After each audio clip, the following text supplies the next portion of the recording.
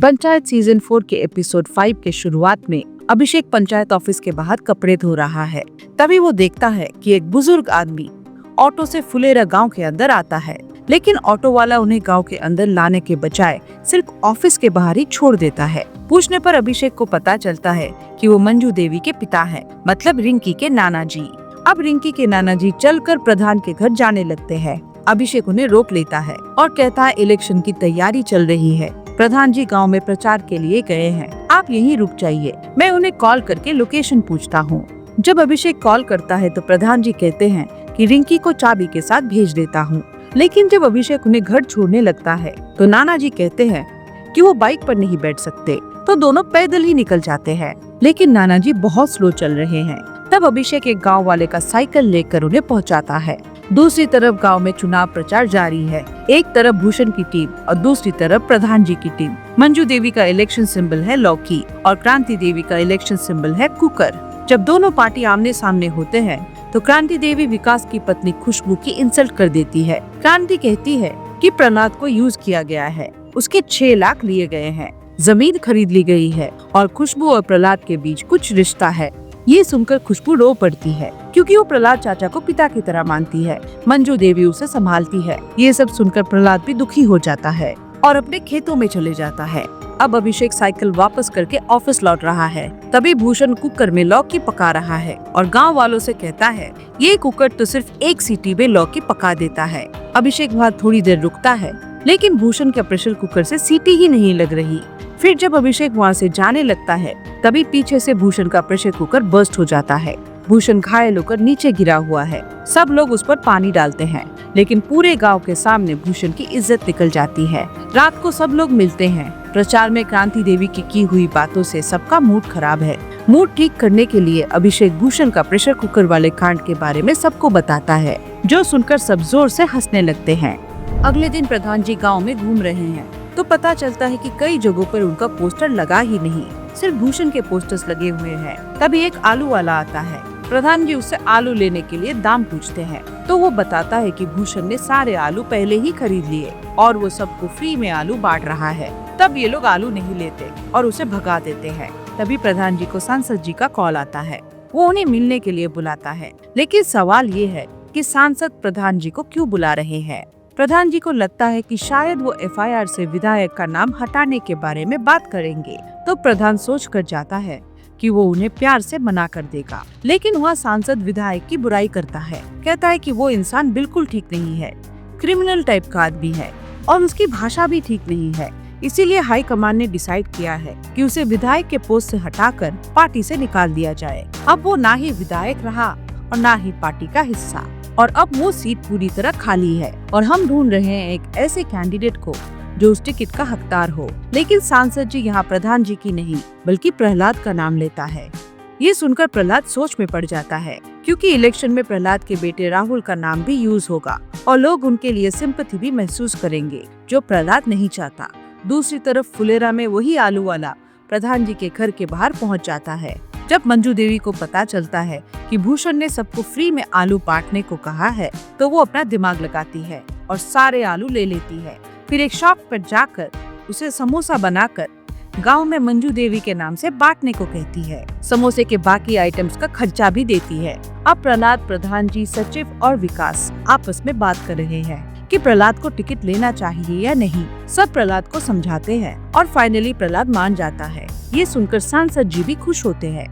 तभी वहाँ पूर्व विधायक आ जाता है। विधायक को गेट के बाहर देखकर सांसद जी सबको गाड़ी के अंदर छुपा देता है। अंदर आते ही पूर्व विधायक सांसद जी को इमोशनल ब्लैकमेल करने लगता है, क्योंकि उसे पार्टी से निकाल दिया गया है। तब सांसद जी कहते हैं कि ये मेरा नहीं, हाई कमांड का फैसला है। फिर विधायक को एक कोबरा परफ्यूम का खुशबू आता है, जो प्रधान, विकास, प्रहलाद और अभिषेक ने लगाया है। परफ्यूम के स्मेल से वो सबको कार के अंदर ढूंढ लेता है। फिर वो भड़क के सबको बहुत सुनाता है। फिर प्रहलाद उसे कहता है जो करना है कर ले, अब हम भी पीछे नहीं हटने वाले। रात को वो शॉप वाला सबको फ्री में समोसे खिला रहा है कि ये मंजू देवी की तरफ से है। ये देखकर भूषण सबको कहता है कि समोसा चाहे उनकी तरफ से हो, अंदर का आलू हमारे तरफ से है।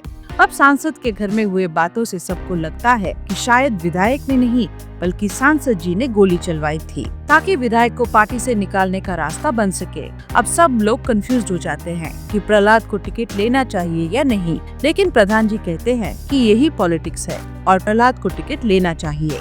आज इलेक्शन से पहले प्रधान और मंजू देवी का लास्ट भाषण है, तो विकास अभिषेक से कहता है कि चलिए प्रधान जी का अंतिम भाषण चल रहा है, चल के देखते हैं।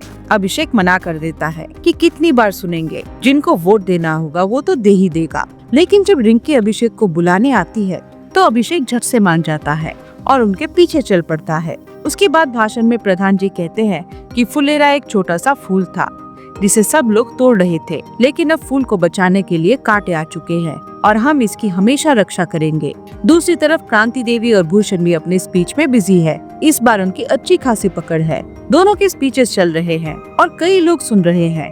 तब अचानक फुलेरा गांव का ट्रांसफार्मर बर्स्ट हो जाता है, जिस वजह से पूरे गांव में बिजली चली जाती है। पता चलता है कि पिछली बार जब ट्रांसफार्मर बर्स्ट हुआ था तो 1 हफ्ते लग गए थे बिजली आने में। अब भूषण इसका पूरा फायदा उठाना चाहता है। अब मंजू देवी चाहती है कि इलेक्शन से पहले सब कुछ ठीक हो, तो वो अभिषेक से कहती है कि जल्दी से मिस्त्री को बुलाओ और ट्रांसफार्मर ठीक करवाओ। इसीलिए अभिषेक प्रहलाद और विकास को लेकर मिस्त्री को बुलाने जाता है। वो इलेक्ट्रिशियन को मनाने की बहुत कोशिश करते हैं, लेकिन वो मानता ही नहीं। अंत में कहता है, एक काम करो, कल तुम लोग मेरे गाँव ज्वालापुर आ जाओ, वहीं से मुझे ले जाना। लेकिन ज्वालापुर विधायक का गाँव है, जिस वजह से वहाँ जाना इनके लिए सेफ नहीं होगा। अब फुलेरा में पूरा अंधेरा है, लोग जैसे तैसे अपना काम निकाल रहे हैं। तभी ट्रैक्टर से भूषण और उसकी टीम आती है। वो लोग 2 जनरेटर और बहुत सारे हैलोजन लाइट के साथ पूरे फुलेरा को रोशन कर देते हैं। जब ये न्यूज प्रधान जी के पास पहुंचती है तो वो भी हैरान हो जाते हैं और भूषण के ऊपर उठने के लिए अगले दिन वो शहर से 4 जनरेटर मंगवा लेते हैं। 2 पूरब और 2 पश्चिम में लगवा देते हैं। ये देखकर भूषण प्रधान को ताने मारता है कि ये सब करने की बजाय हमें पता है कि आप इलेक्ट्रिशियन को क्यों नहीं ला पाए। अब भूषण का मुंह बंद करने के लिए प्रधान जी अभिषेक, प्रहलाद और विकास को लेकर ज्वालापुर के लिए निकल पड़ते हैं। रास्ते में विधायक का आदमी छुट्टन उन पर गंदे गंदे कमेंट्स करता है। जैसे तैसे सब लोग मिस्त्री के पास पहुंचते हैं, लेकिन मिस्त्री फिर से बहाना बनाकर आने से मना कर देता है। तभी छुट्टन वहां अपने लोगों के साथ आता है और इनके साथ झगड़ा शुरू कर देता है, लेकिन प्रधान गैंग रिटेलिएट नहीं करता। छुट्टन सिर्फ अभिषेक को टारगेट करता है और एक जोर का पंच गाल पे मारता है। फिर जब प्रधान जी फुलेरा पहुंचते हैं तो सब गांव वालों के सामने कहते हैं, हम मिस्त्री को नहीं ला पाए। लेकिन भूषण ये मौका नहीं छोड़ता और मिस्त्री को लाकर ट्रांसफार्मर ठीक करवा देता है।